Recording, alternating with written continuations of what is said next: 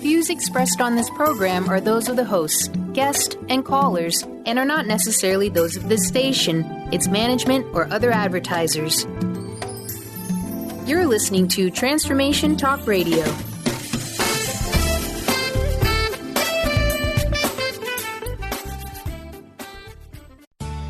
Get ready to challenge conventional beliefs about what's possible in creating health, wealth, and happiness. You are listening to Playing on the Edge Radio with Megan Edge. This hit show is providing you with ways of sustaining radical and powerful changes in your life.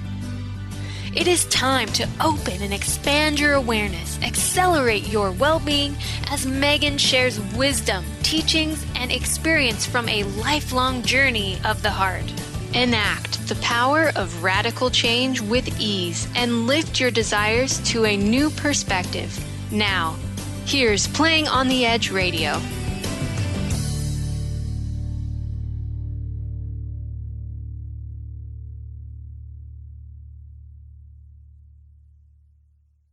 Wow, everybody, welcome, welcome, welcome. Hi, I'm Dr. Pat, and I am here with Megan Edge. I get to do this show with Megan, and not just Playing on the Edge Radio, but what I really love doing is I get to have these amazing conversations with Megan about what does it mean to have radical change with ease, and then sometimes what you really face is yourself.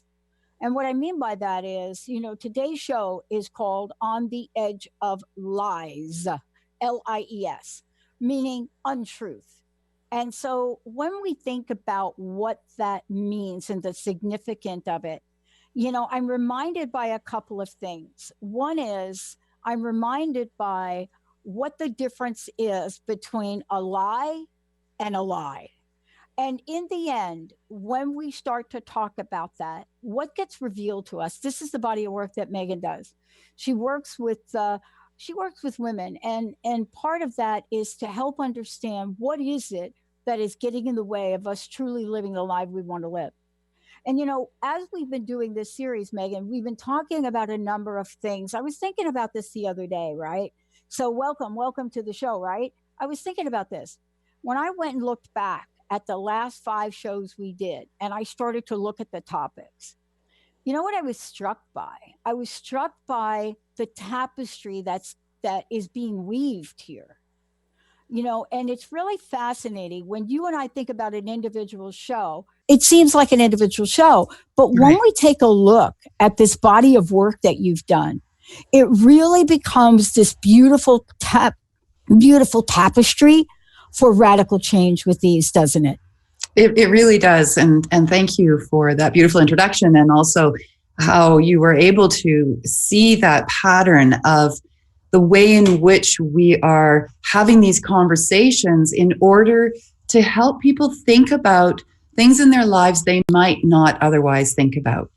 And this topic, especially when we're talking about what is the truth, what is not the truth, deception, lies, this is not a topic that a lot of people are talking about. I was doing quite a bit of research in preparation for this show, and I wasn't finding an awful lot of studies around this form of communication, which is really what it is when we're looking at how is it that we talk to other people? What do we share about ourselves with them? And how do we tell our stories? And quite often, we are not being truthful. We may not even know how to be completely in our truth, which is part of what we're going to be talking about today. Right. Yeah. Right. And what I love about the episode today and what you're calling it is, on the edge of lies, on the edge of lies. And that has so much meaning, right? I mean, the depth and the breadth of what we're about to talk about really gets to the issue of consequences. Whether you're watching sort of the really super hit series that won all sorts of awards last year, Big Little Lies, right? You're watching that, or you're thinking to yourself, what are some of the things I tell myself that really they are on the edge? Why was this important to you?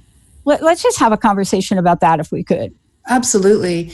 When I work with my clients, what we're trying to do is to get at the heart of the stories that they're telling themselves about their lives, about what they believe in, about what their experiences have been, really about how they're showing up in the world.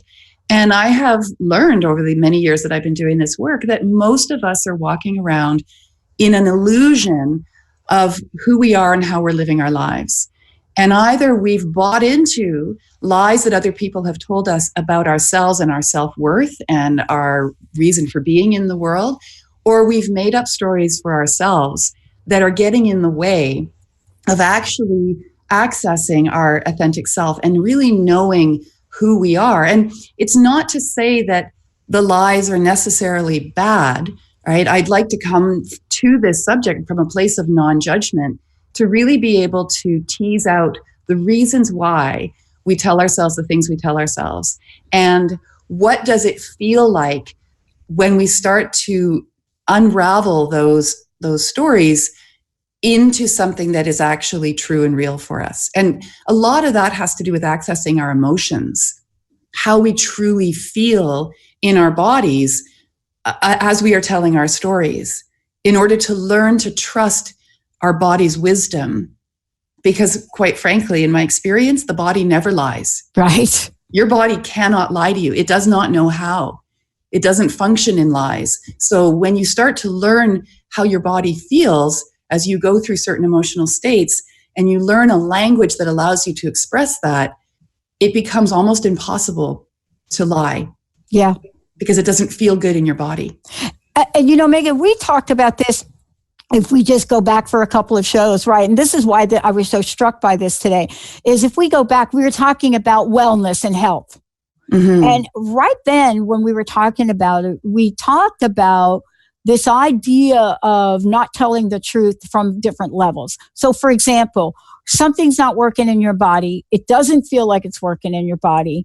And, you either tell yourself, wow, I should do something about it, or you completely say, yeah, everything's fine. Everything's fine. And so we start to do this. Let me ask you a question. Mm-hmm. Where does this all begin? Where does it begin? Where is it? Is there like an age? Is there like a beginning where maybe we can point to the first untruth that either we've participated in or that somebody applied to us?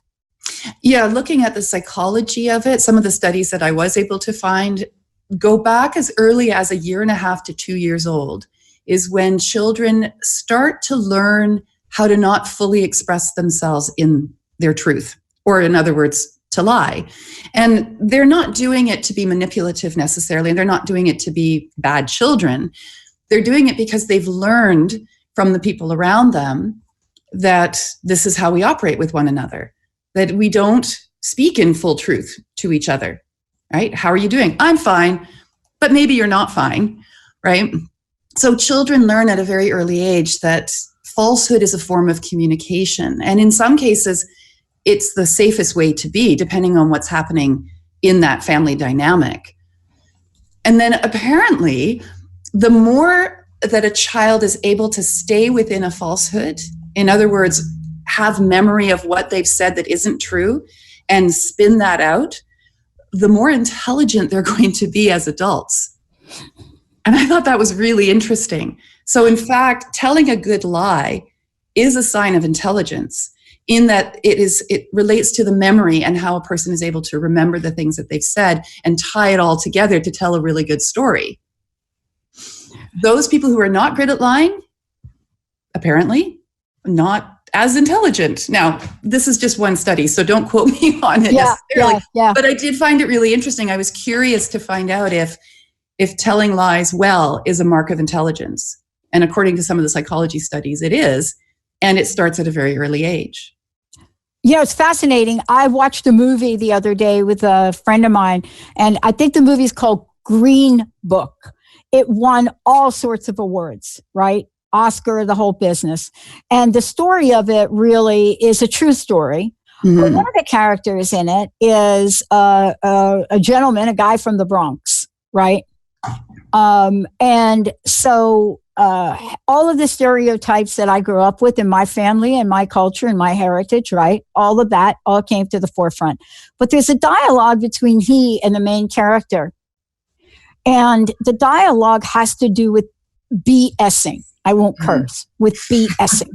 And so the character, like that's part of like, you know, my family, Italian heritage, made a very beautiful case for how he was a good BSer and the qualities of that. The other gentleman says, oh, a liar. And the other guy says, no, that's not lying. That's BSing. That's being able to carve a story to influence another. But boy, look at the fine line around this. Right. And that's why we're on the edge of lies. Because what is actually a lie? What is a story? What is an exaggeration? What is gossip? You know, what's being said to manipulate and be malicious, and what's simply being said to spin a good yarn? And as we're talking about this, I'm thinking we have this story here. I'm at my cottage on Main Island over on the west coast of Canada right now. Nice. Here for the summer. Yeah, it is. It's beautiful. I know. And we have a story that we tell new people who come up to the cottage about a particular creature that exists here on Main Island called a spider bat. And spider bats only live on Main Island. It's a very tiny niche that they live in. And they come out at night, and they're a type of bat, but they have these long strands that come off of their fingers on their wings that look like spider webs. Wow. You can feel it when they fly by, and they use that to catch the insects. Do you believe me? I do believe you, actually. Right? Because I can tell it really well. People trust me because I know a lot about the nature of this area and I can speak to it. And so when I talk about the spider bats, there's an authority that people give to me to say, oh, well, yes, of course, that sounds perfectly reasonable. Why wouldn't there be something like spider bats? And why would she not be telling us the truth about it? Right. For decades, we thought this was the most hysterical thing that we could do to somebody who was new to the island. And then recently, especially when you and I started talking about this topic, I thought,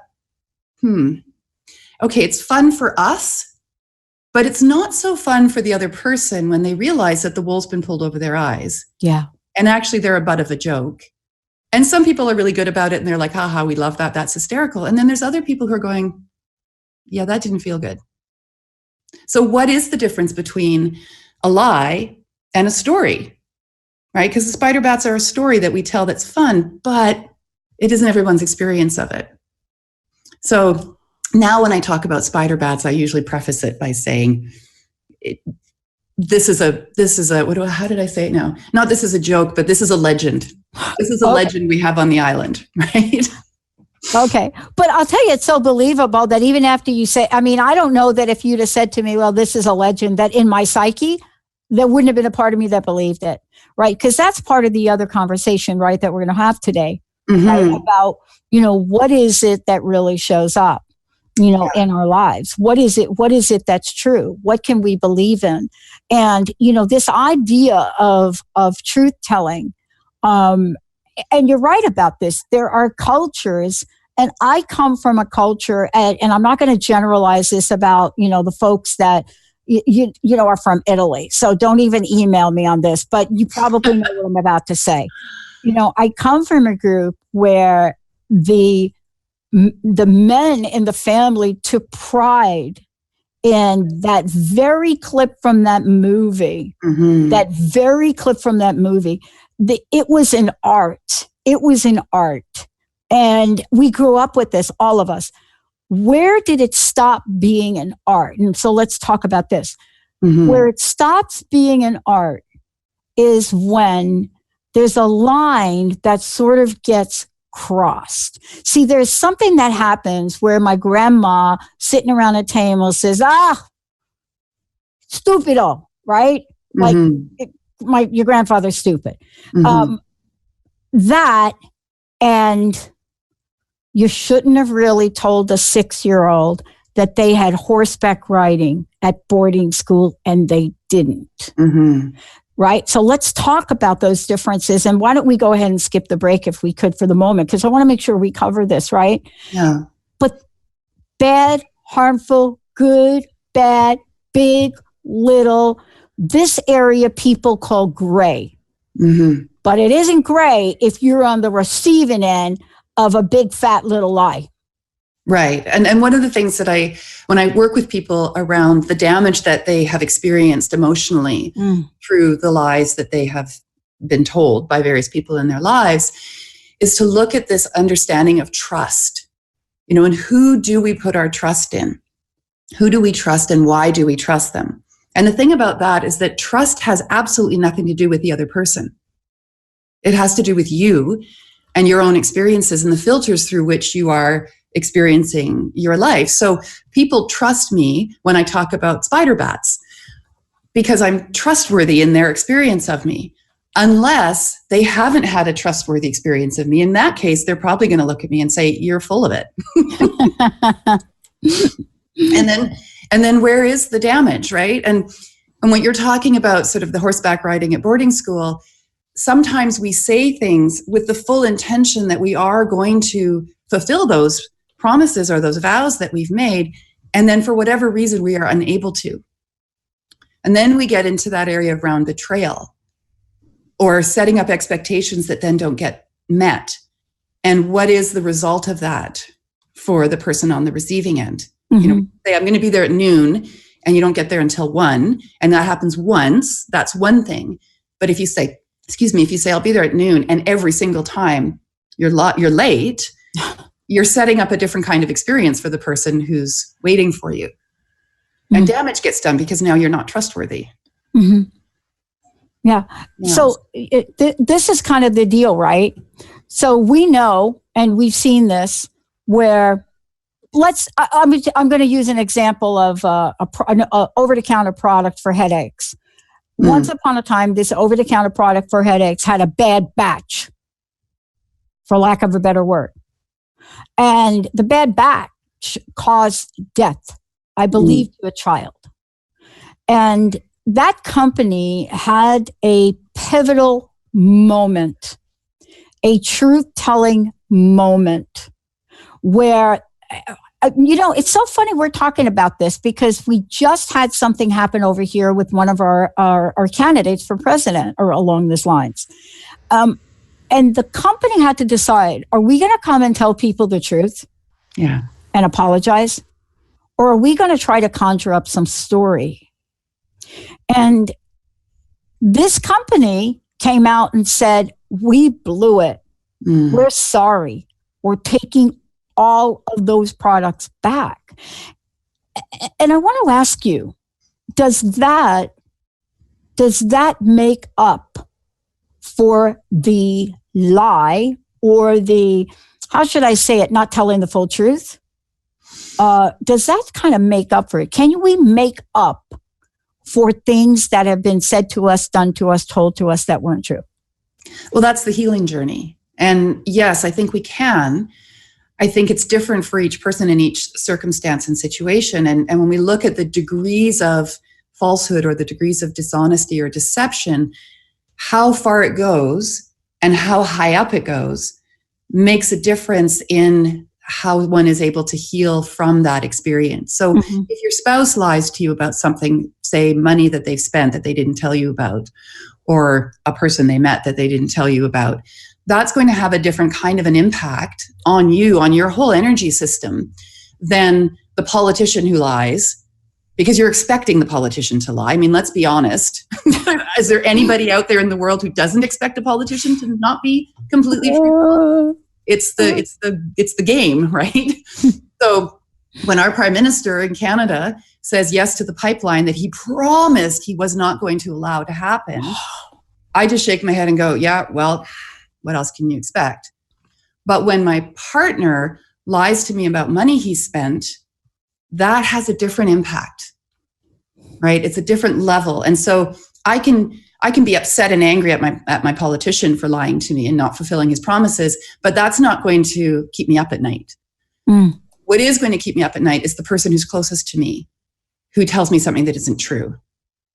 And how am I going to heal from that? How am I going to repair that trust that I no longer have in that person who's closest to me, whether it's a friend, a child, a spouse, whomever? That's going to take longer, I think. at least in my experience. That's going to take longer because it has a more personal impact. Yeah. And, yeah, go ahead. Can you talk about this for a little bit? Because we're putting out a couple of little isolated instances, right? But I think underneath what you're saying is, look, once in a while, somebody will slip out and not tell the truth. And that's probably the last time you're ever going to hear that come from him or her, right? Mm-hmm. But then there are others that politicians maybe, but there are other people that are not politicians that find a benefit to lying. And it may start small, but then there's a pattern that grows, and then the question then becomes, right?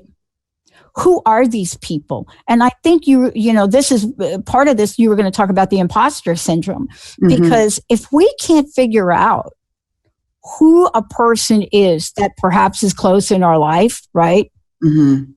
The level of mistrust is hard to even comprehend.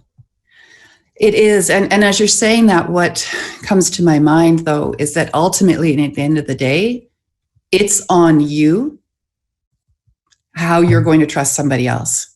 We can talk about the narcissists, and we can talk about the psychopaths, and we can talk about the manipulators, people who specifically lie in order to get their way or to manipulate somebody else. But I do really firmly believe, although it's not an easy belief to have, I believe that ultimately the only way that person is going to be successful with me is if I allow it.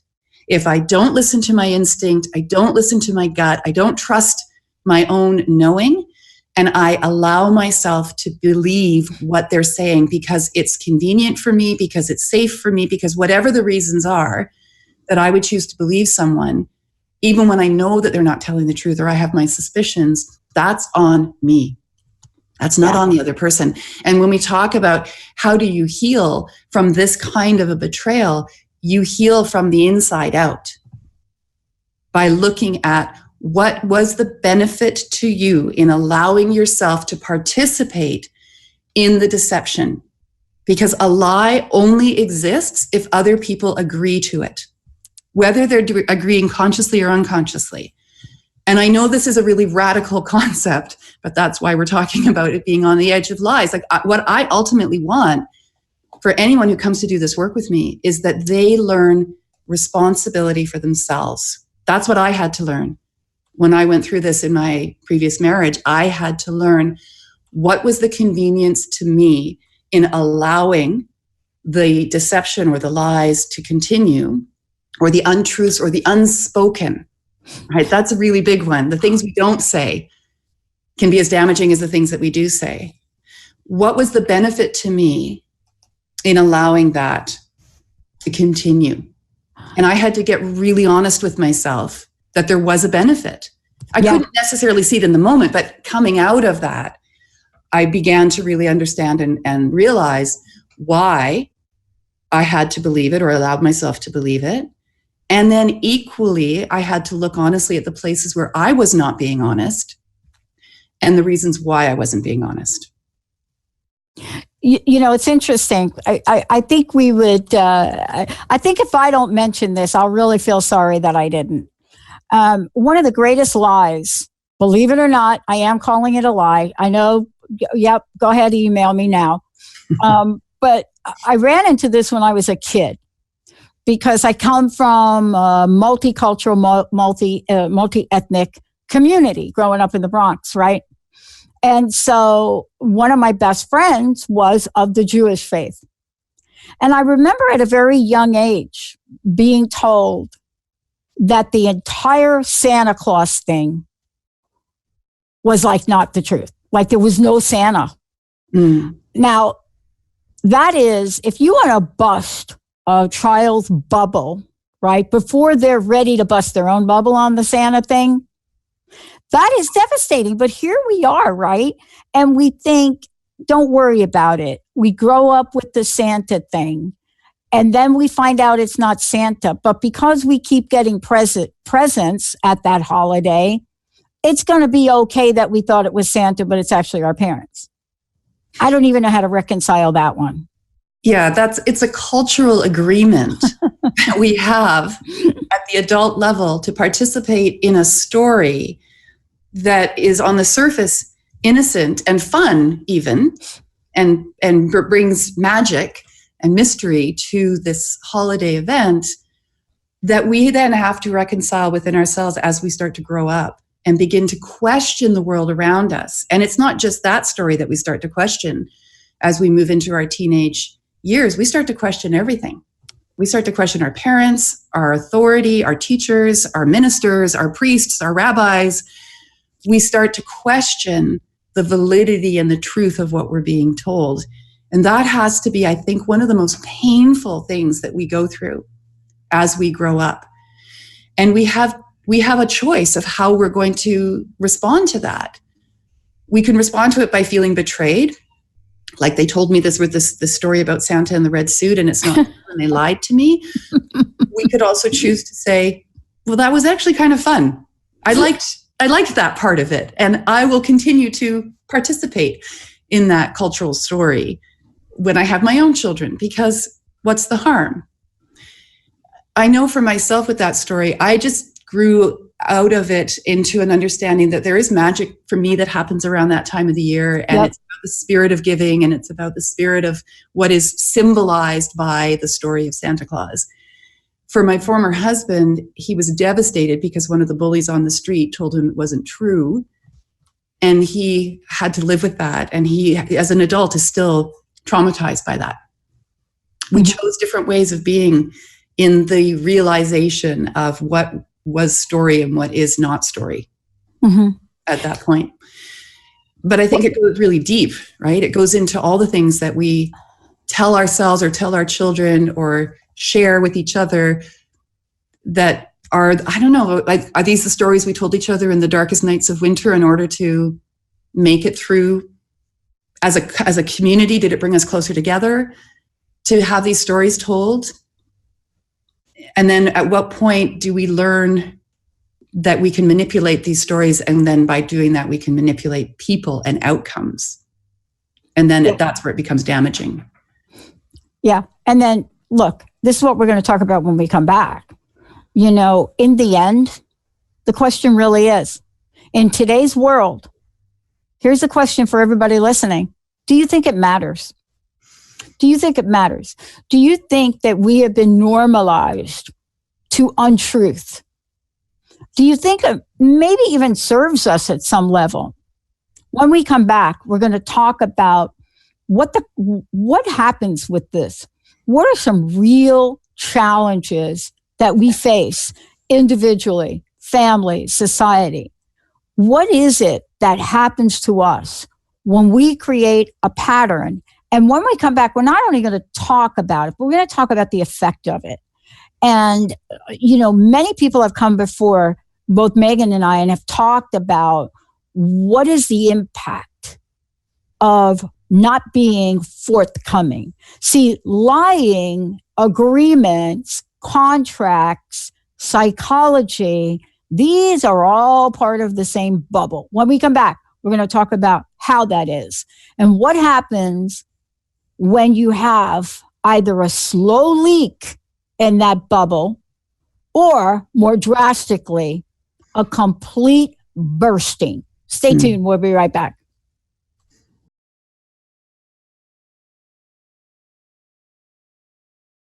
Everybody, welcome back. Yeah, this is Playing on the Edge Radio with Megan Edge and me, Dr. Pat. This is about radical change with these. Today, we're talking about On the Edge of Lies. But before we get back into this, right, I know, Megan, this is an important topic to you, but more importantly, you know, there's a body of work that you do, you know, to help people understand the power of truth and alignment.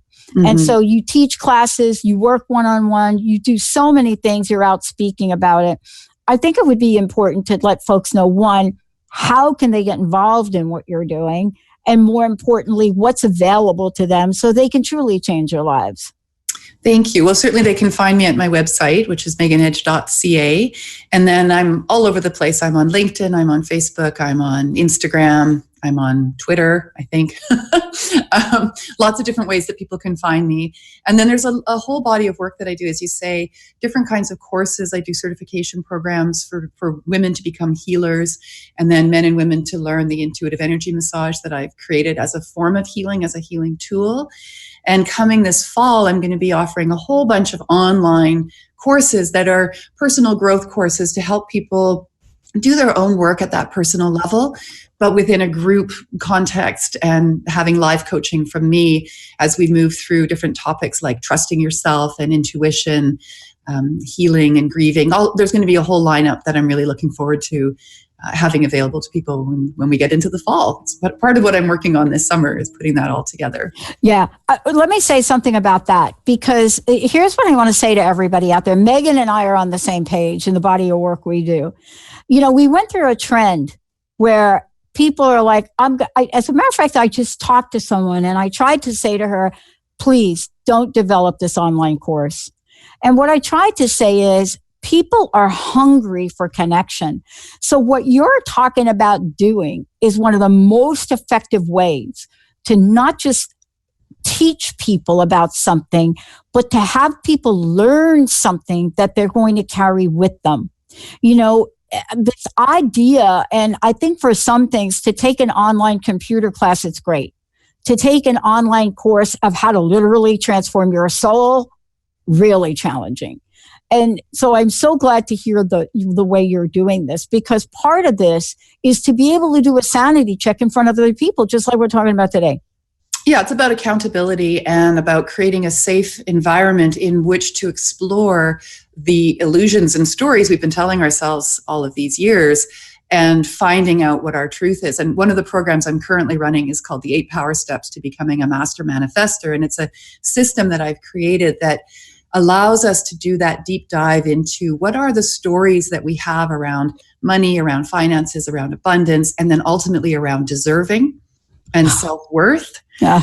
So part of the program is in doing the personal work. I take people through the exercises I've created, through the system I've created, to help them really start to question the beliefs that they have that are holding them back, and really start to get to the truth of what they believe about themselves, and then what of that truth is serving them and what is no longer serving them. And how can we change their truth so that ultimately they can be in their authentic self. They can see through the illusions and understand what is important to them and what their truth is. And then ultimately, by the end of the 8-week program, they've also got a whole bunch of tools for how to really become clear on what it is that they want in life and how to go and get it once they know what that clarity is. And that's a lot of what we're talking about today, is looking at what is it that is the truth? What is it that is our truth? And how do we heal the places in our lives where we have experienced wounding because of untruths or other people's lies? Yeah.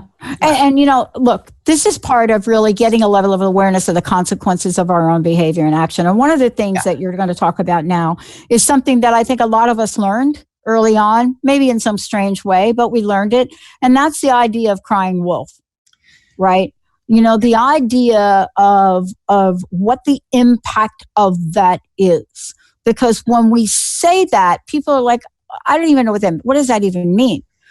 But there is a consequence, right? Mm-hmm. Especially when we're involved in the interaction with another person, and we're in some level of relationship with them. It doesn't matter what the relationship is, but there are opportunities and there are consequences. So let's talk a little bit about who are the people that excel at lying. That's a great question. Besides the politicians, and I would say, and we might get emails for this too, I would say also a lot of religious leaders hiding behind the stories in their religion to cover behavior that is not true. It's not true behavior, or it's not truly what is happening for themselves and for others. And it's people who are in positions of power who use dishonesty and deception as a way to control others have a lot to answer for, present time and throughout history. And the whole crying wolf, I mean, the other side of crying wolf is the emperor's new clothes. And these are both stories that talk about what it is to lie, who it is we're lying to, and why it is that we're lying. So crying wolf comes from that story, Peter and the Wolf. And that's where Peter cries wolf. All the villagers come out and he laughs at them because there's no wolf. He just wanted all the villagers to come out to where he is with his sheep, until eventually the day comes where the wolf does show up and he cries out to the villagers and they don't come because they don't believe him. Right. I remember I had a client in front of me, this was years ago, and she said to me that she was a chronic liar. And that the reason she'd come to see me is because she had told so many lies to so many different people that she no longer knew who she was. And she wanted to unravel herself from all the lies. And I said to her, "You're crying wolf. You've been crying wolf." She said, "I don't know what that means." So I explained the story to her. "Oh," she said, "okay, I get it now." So she's lost their trust. I said to her, you have to get their trust back. And that means you have to decide what your truth is. And then you have to actually tell it. You have to stand in it. She never came back. So I don't know if she just wasn't ready to know what her truth was or tell her truth, or it was too scary to tell her truth, or it wasn't safe to tell her truth. I mean, these are some of the reasons why we would cry wolf, why we would make up stories about ourselves or our experiences, because we don't feel worthy to be in our own truth. And then when we move to the concept of the emperor's new clothes, that's where we're all colluding in the lie because we don't want to be the one to tell the truth. Mm-hmm. Right? And that's where we get into, I think, these cultural stories that we were talking about earlier, or the political lies or the religious lies. We all agree to the untruth as a collective because it's easier to do it that way, because we're not ready to see anything differently, because we don't know any differently, because it's not safe to stand up and say something other than the emperor is wearing this beautiful robe when actually he's standing there naked. Right? You know, there are so many shades to this. Yeah. Right. What if the emperor is half naked? Mm-hmm. Right. Yeah. And what I mean by that is that we believe that a version of like some version of the truth is going to be okay for the truth. And so there's a way to justify that away. It's like, wow, I really couldn't tell her how she really looks in those clothes. Why? Well, because basically in the end, lying is rarely, if ever, for another person. Mm-hmm. We do it for a very specific reason that I would say mostly has to do with us. Yes, right? Absolutely. Right. And now let's talk about how we've seen this in culture, right? You know, all you got to do is turn on a television and watch a documentary on a serial killer or a sociopath, right? Mm-hmm. Or have somebody talk about it. And it's very easy, Megan, to say, yeah, that's them. But the question really is it just them? No, it's never just them. That's the whole point of it. A lie only exists. It only has energy if somebody else believes in it. I could tell you right now the sky is green, and you could look at me and go, it's not green. I'm looking out my window. It's blue. You're a bald-faced liar. Then the lie doesn't go any farther than that. But if I say to you the sky is green and you don't want to upset me, or you feel like it's important that you agree with me, then you're going to say, sure, yeah, it's green. And you're going to tell the next person it's green. And we're all going to agree that the sky is now green until one person stands up and says, you're all liars. It's not green. The emperor is actually naked. You know? But sometimes I think much of the time it's easier to not be in the truth than it is to stand in the truth. It's a much more challenging thing to say, this is my truth. This is what I see. This is what my experience was.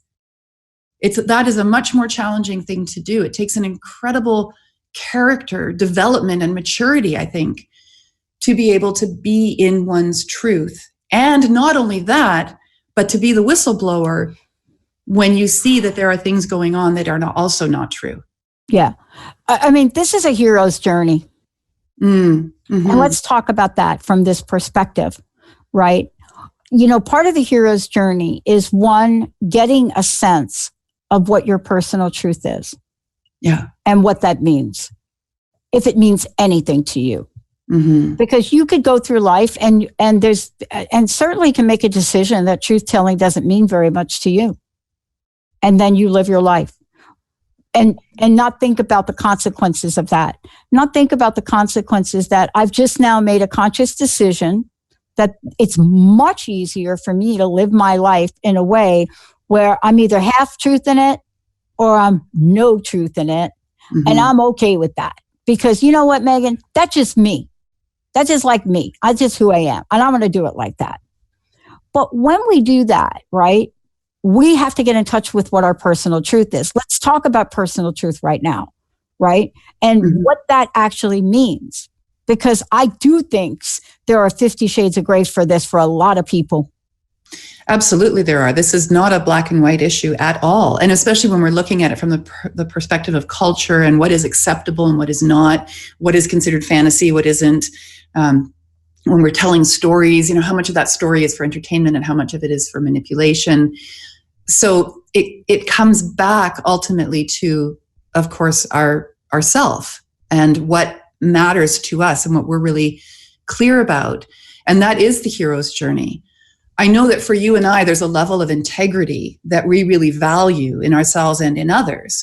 So we will tend to surround ourselves much of the time with people who match that integrity. It doesn't always work that way because some people are really, really good at the imposter syndrome and not actually knowing or choosing to be in their truth. And they've learned along the way how to fit in to other people's expectations of them, like a chameleon. You could call it the chameleon syndrome, I suppose, because that's what they know. And then we could look at all the different reasons for why that is. One of the things that I know happens in our bodies at the physical level when we're not in our truth is that actually toxicity sets up. I do a lot of work with people on their energy systems and the chakra system. And the one that hits people the most around truth is their throat chakra. Oh. When you're not in your truth, it's going to show up here eventually with illness, with injury, with whatever it is that shows up at the physical level. You know, for me, Pat, I spent a lot of years of my life not even knowing what my truth was. Yeah. Not wanting to look past all the illusions. It was too painful. It was too scary. And I ended up with chronic throat problems to the point where in my 40s, when I finally found my voice and started this hero's journey, my hero's journey, and really decided that I was going to speak my truth, I got my tonsils taken out when I was 42 years old. Wow. And for me, that was part of the process of shedding the untruth of my own value and stepping into my story and understanding what my needs were and what my boundaries were and getting really clear on all of that. That surgery became part of that process, part of that initiation into standing in my truth. And I don't want to sound like I'm coming off as a preacher up on my soapbox. I am not in any way perfect. And there are still many days when I wake up and I'm not in total honesty with the people around me, with how I'm feeling or what I'm going through. Part of that is just process, right? Part of that is that continual journey of figuring out who we are and how we react and respond to others. So it's not, again, like it's not black and white. We're coming to this understanding of who we are as part of a journey, as part of a process. And in doing so, we start to shed light on places in our lives that there has been darkness as a seeker of the truth. Yeah. And then I think the truth becomes the Holy Grail. Our own personal truth becomes our own Holy Grail. Yeah. I think that's something that we shouldn't lose sight of. And that is, what has truth telling got to do with anything? And so let's just talk about that for a second. So here's what truth telling has to do with everything.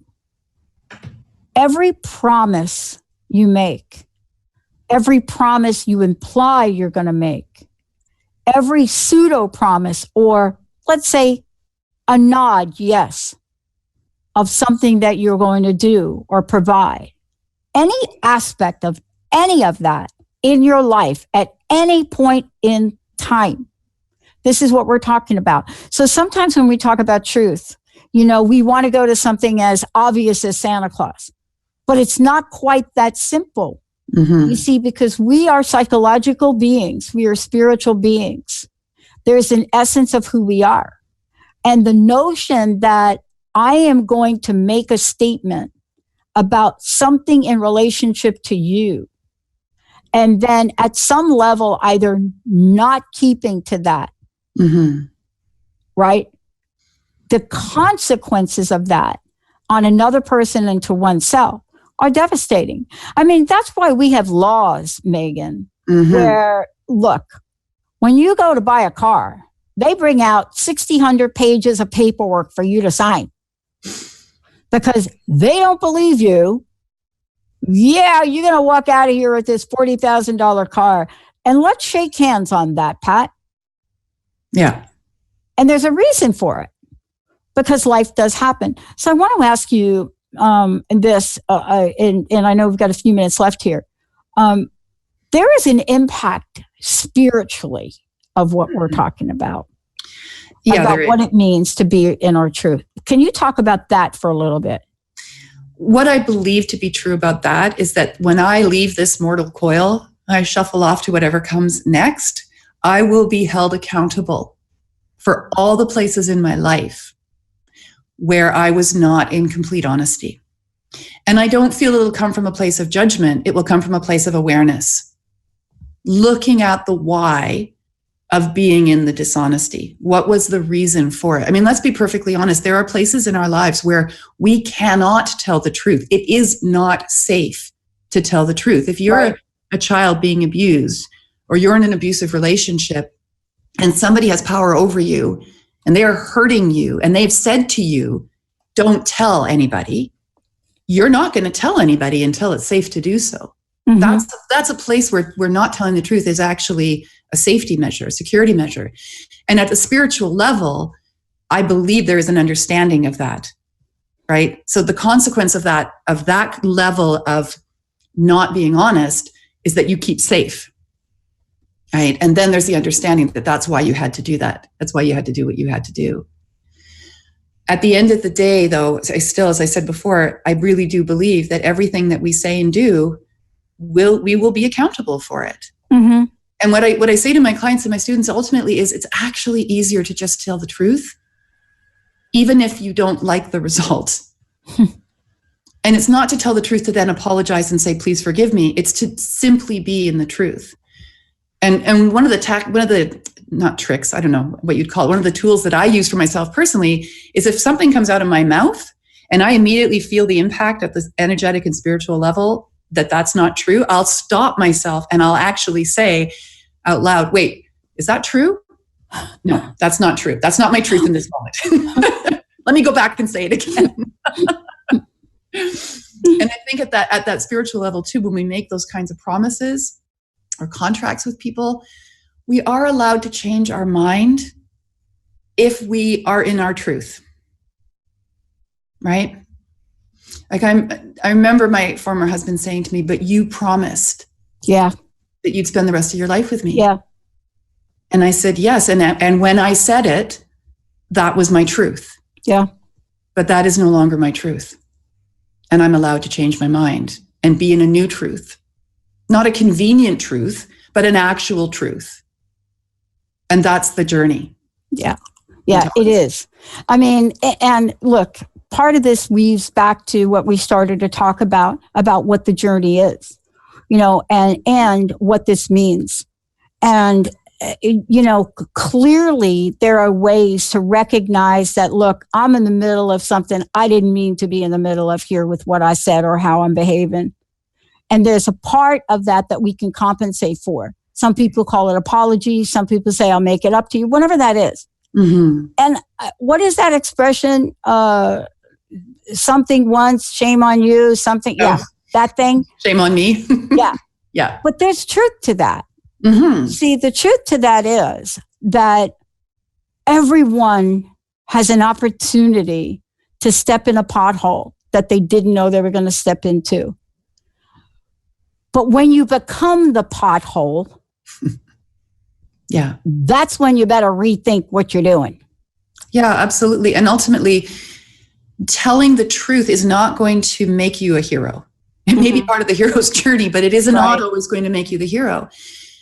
Being in your truth means that there are going to be people in your life who turn away from you because they don't want to hear what your truth is, because they're not in their truth, whatever their reasons are. And this is something that I would say every single one of my clients, as they start to do their work, they encounter this.